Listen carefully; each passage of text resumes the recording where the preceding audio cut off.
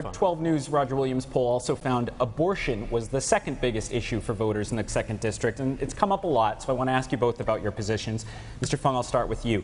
Ever since the Supreme Court overturned Roe v. Wade, Congress has been debating whether there should be a federal right to abortion or a federal ban on abortion, and you've said repeatedly you support states' rights when it comes to abortion, and some states are now taking steps to ban the procedure, like in Texas, where they're banning it at 6 weeks.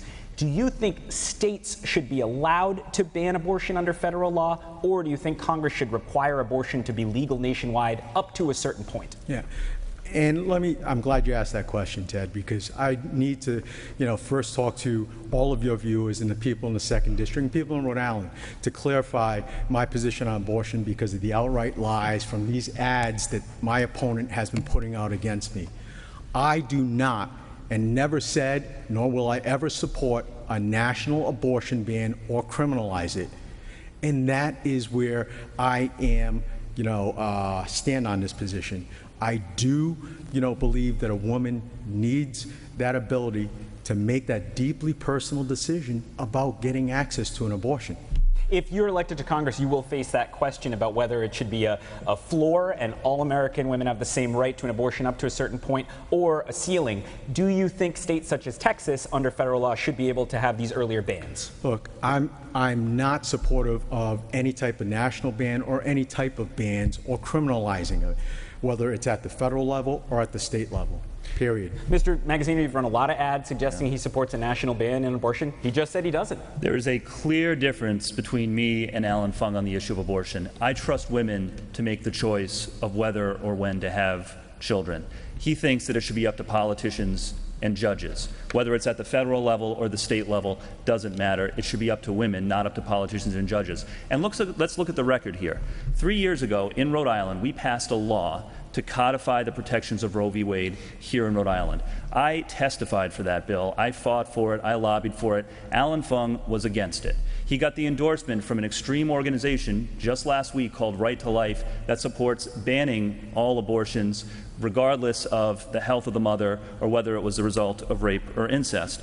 And he has already said that he is going to vote for Kevin McCarthy, the Republican leader in Congress, to be the next Speaker of the House, even though Kevin McCarthy has said that he is going to put a national abortion ban into play in the House of Representatives. So listen, there is a clear contrast between us. I trust women. I think that women should be able to make their own health care decisions, not politicians, not extreme judges. And if you couldn't trust Alan Fung to do the right thing here in Rhode Island 3 years ago, you're not going to be able to trust him in Washington either.